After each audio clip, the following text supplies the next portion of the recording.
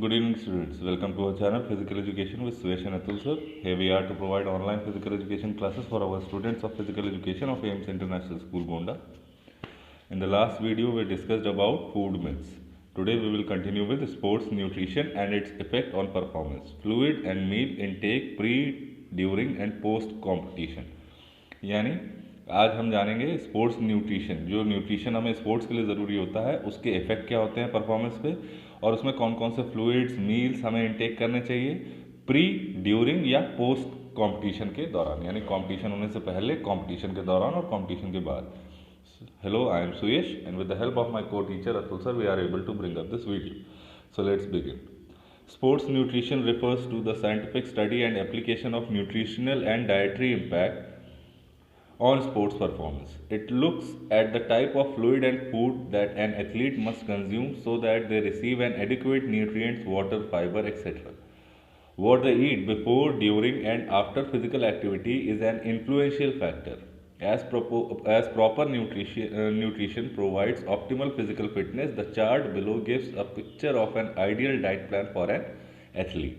So कह रहा है कि स्पोर्ट्स न्यूट्रिशन रेफर किया जाता है साइंटिफिक स्टडी, जिस मतलब वो स्टडी हम पढ़ते हैं इस दौरान कि स्पोर्ट्स के लिए कौन कौन से न्यूट्रिएंट्स ज़रूरी होते हैं, कौन कौन सी डाइटरी इम्पैक्ट्स वो हमारे स्पोर्ट्स परफॉर्मेंस में डालते हैं. अब इसमें हमें ये ध्यान से देखना होगा कि कौन से फ्लूइड, कौन सा खाना एक एथलीट को खाना चाहिए जिससे वो एडिक्वेट जो रिक्वायर्ड अमाउंट ऑफ न्यूट्रिएंट्स हैं, वाटर है, फाइबर है, वो उनको मिलता रहे, और भी जितने भी माइक्रो न्यूट्रिएंट्स हैं वो सब भी. अब इसमें हम जान रहे हैं कि वो क्या किसी भी फिजिकल एक्टिविटी में मतलब इंगेज होने से पहले क्या खाते हैं, उस फिजिकल एक्टिविटी के दौरान कौन से फ्लूइड्स और फूड का इंटेक करते हैं, और उसके कंपटीशन या फिजिकल एक्टिविटी के ख़त्म होने के बाद वो जो खाना खाते हैं उसका क्या इन्फ्लुएंस होता है, क्या प्रभाव पड़ता है परफॉर्मेंस पे. अगर ये सारी चीज़ें इनको प्रॉपरली मिलती रहेंगी तो इनके जो न्यूट्रिशन है वो इनको फिजिकल फिटनेस की तरफ और बेहतर तरीके से ले जाएगा. अब नीचे जो चार्ट दिया हुआ है इसमें लिखा हुआ है कि आइडियल डाइट प्लान क्या होना चाहिए किसी भी एथलीट के लिए. तो first is what to consume before, during and after a competition. So before a competition, at least a week prior to the competition, the athlete should stock up on glycogen store by eating food rich in complex carbohydrate. According to Miller, 500 gram to 600 gram per day increases glycogen storage in the muscles by 20%. कह रहा है कि competition से एक हफ्ता पहले जो athlete है उसको ग्लाइकोजन अपने अंदर स्टोर करना चाहिए जिससे एनर्जी मेंटेन रहे, और उसको कॉम्प्लेक्स कार्बोहाइड्रेट के रूप में, मतलब वो खाना हमें खाना चाहिए जिसमें कॉम्प्लेक्स कार्बोहाइड्रेट ज़्यादा होता है. मिलर की माने तो 500 ग्राम से 600 ग्राम पर डे ग्लाइकोजन स्टोरेज जो है वो मसल्स की जो कैपेसिटी है स्टोर करने की उसे 20% इंक्रीज कर देता है. Before the competition, food intake should therefore be laden with carbohydrates but should have a comparatively low content of fat, protein and fiber, which might slow digestion or lead to fat deposition. Competition से पहले जो खाना athlete खाते हैं वो carbohydrate से भरपूर होना चाहिए, लेकिन उसमें ये हमें ध्यान रखना चाहिए कि फैट, प्रोटीन और फाइबर की मात्रा कार्बोहाइड्रेट से लो. इसकी वजह से डाइजेशन स्लो हो सकता है और फैट डिपॉजिट होने लग जाता है. Ideal foods include cereals, whole grain, pasta, fruits and vegetables. तो इसमें आइडियल फूड जो होते हैं वो होते हैं cereals, whole grain, pasta, fruits और vegetables. On the day of the competition, meals should be taken at least 3 to 4 hours before exercise for proper digestion. For light snacks, the gap should be 1 to 2 hours at least. Competition वाले दिन जो खाना हम खाते हैं वो proper digest हो जाना चाहिए. हम जब भी खेलने जा रहे हैं तो कम से कम 3 से 4 घंटा पहले ही हमें खा लेना होता है कंपटीशन से पहले. लाइट स्नैक्स की बात करें, अगर हल्का फुल्का नाश्ते की बात करें तो 1 से 2 घंटे का एटलीस्ट दोनों में गैप होना चाहिए, जो डाइट आपने पहले ली और उसके बाद फिर जो आप लाइट मील्स ले रहे हैं या लाइट स्नैक्स ले रहे हैं. Free sugars raise the insulin level and induce fatigue. They should therefore be avoided. सो इसमें कह रहा है कि फ्री शुगर जो खाली चीनी होती है वो आपको नहीं लेना चाहिए, क्योंकि वो इंसुलिन लेवल को बढ़ा देती है और आपके अंदर फिर थकावट पैदा कर सकती है, तो इस वजह से इसको अवॉइड करना चाहिए।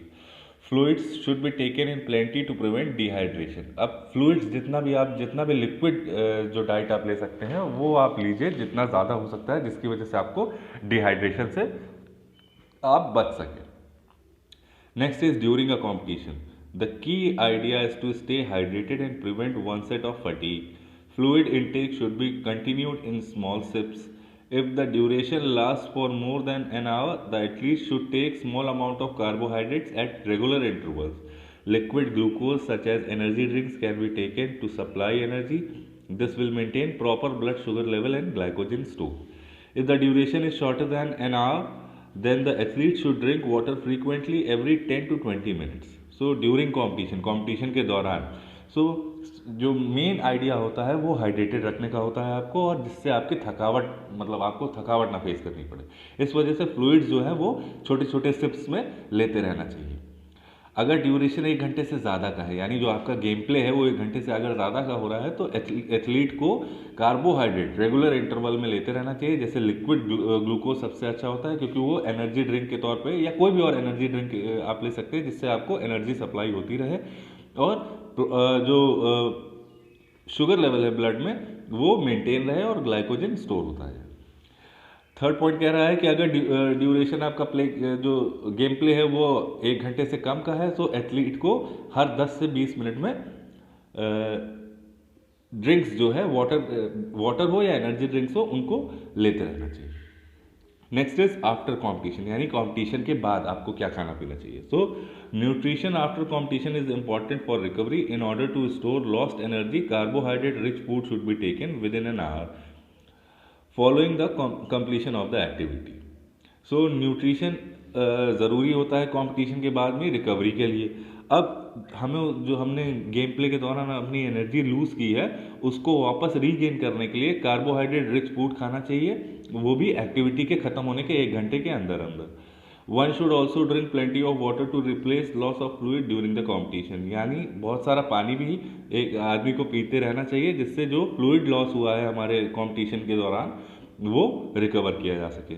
Fruits, juices and sports drink should be made available so that the athlete can readily stock up on lost energy. So fruits हो गए, जूसेस हो गए या कोई भी स्पोर्ट्स ड्रिंक हो गई, वो एथलीट को तुरंत दिया जाना चाहिए, जिससे जो भी लॉस ऑफ एनर्जी हुई है उसको वापस से मेंटेन या स्टॉक किया जा सके। The best meal for post competition consist of 100 to 200 gram of carbohydrates along with lean animal protein like chicken and fish. This will help repair and rejuvenate the muscles.